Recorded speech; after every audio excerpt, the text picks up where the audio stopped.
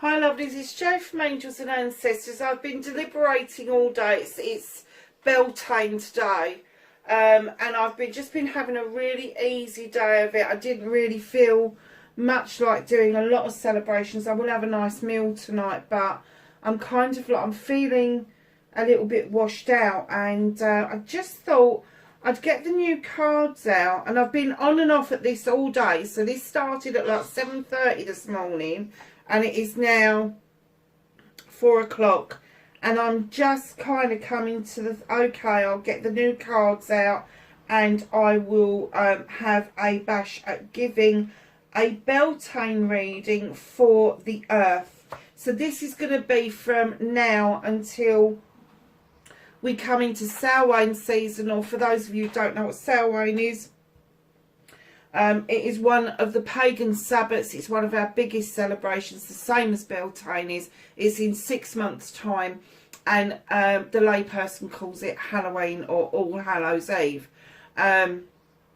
So yeah, so the new deck that I bought was this, and I wasn't sure what I was going to use it for. And when I looked at it, I thought I really like it, but there's some in there that I thought was a bit.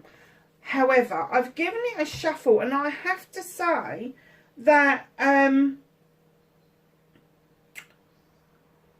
quite taken aback with the reading, but I'm really pleased that the cards that I asked to come out has come out beautifully. So I've asked for a baseline of where the earth is now, where we all are now collectively. What's happening around us in the 3D. Then I've gone in and I've the centre of the earth, the spiritual side of the earth, and then I've asked for what is the pinnacle of what's happening, and then what's hidden from us is the final card. So we are looking at 3, 4, 5, 6 months and the thing that's hidden from us. So I'm going to start down the bottom here as I laid them out.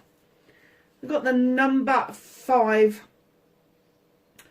which is the Emperor as far as I know. I'm pretty sure it is. Keeping in mind I'm shit at Roman numerals, but I think it is.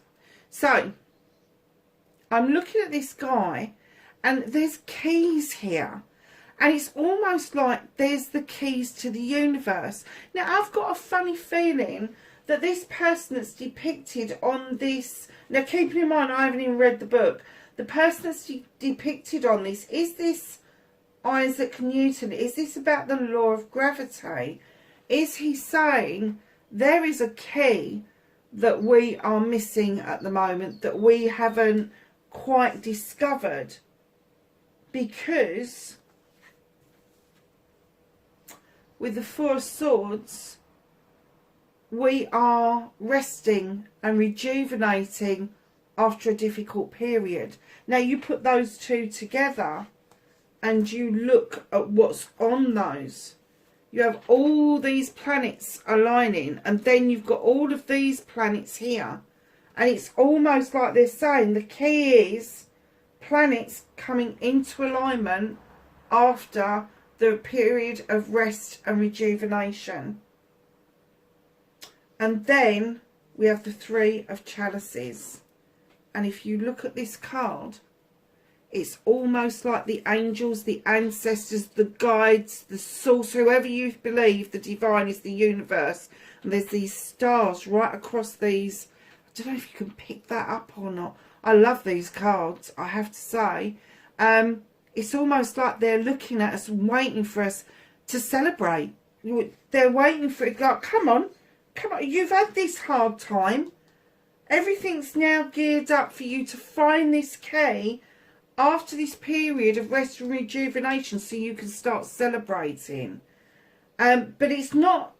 This is not celebrating individually. This is not about birthdays and kind of Christmases. This is about the whole planet coming into celebration because of some massive changes in the 3D, and it doesn't stop there. we've got the Page of Chalices, the One of Cups, and here he comes.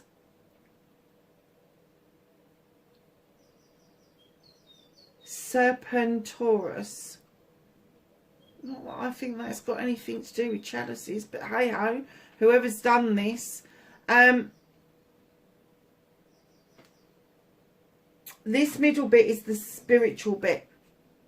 The Page of Chalices is going to be asking us to go back to a time when we felt connected. And you know, all of us, without fail, there isn't one of us that can't say that we didn't have a divine moment. That moment where we felt pure love, pure light, and we just felt really good about the world. Almost like we were 7 foot tall and could move mountains. We've all had that moment, and I'm kind of getting with the serpent, the twisted serpent. You know, they use it in medical terms, don't they? Because what they're saying is this is going to be continual healing spiritually.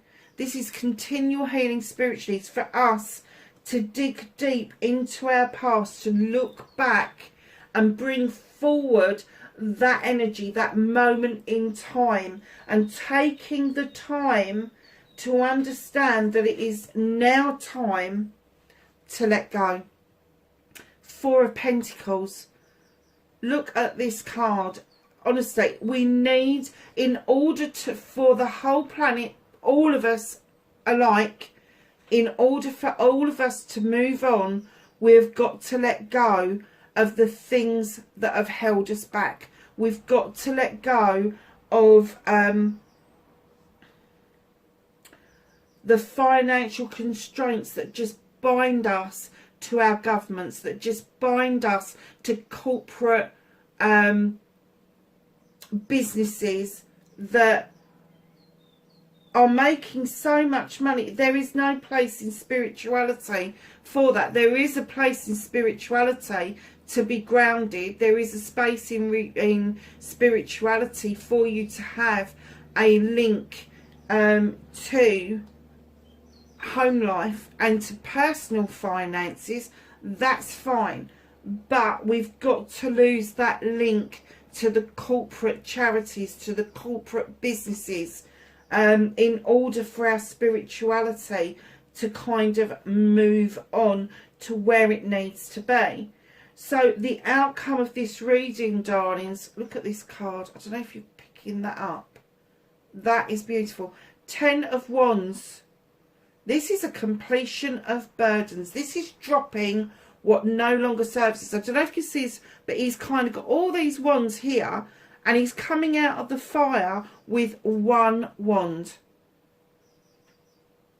The earth wants us to put down the burdens that we have given ourselves as human beings, and they're asking us, you need to go through the fire. And I'm laughing because the last card will really blow your mind.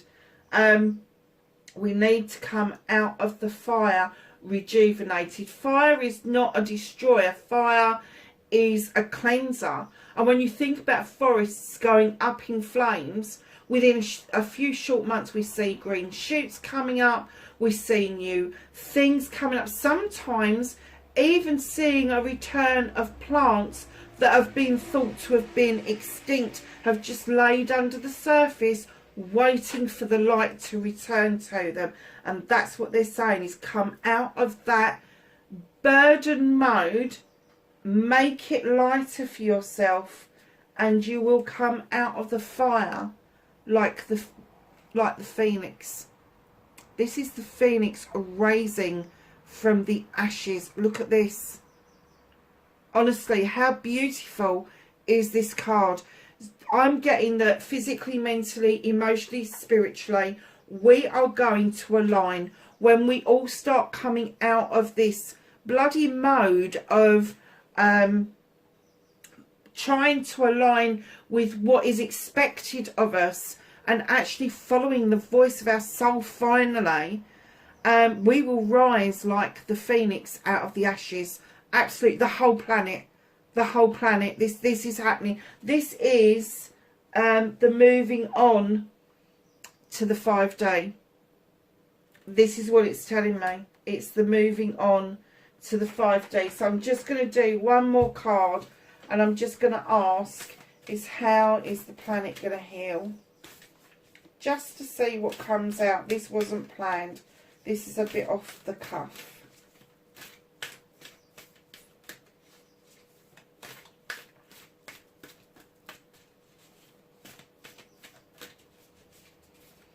Now I've used these cards for the first time, I have to say, I love them. I absolutely love them. Yeah. How is the planet going to heal? It's the number 28, which is a 10. It's a completion of mental repetition. It is time for new growth. Let the dead be taken away.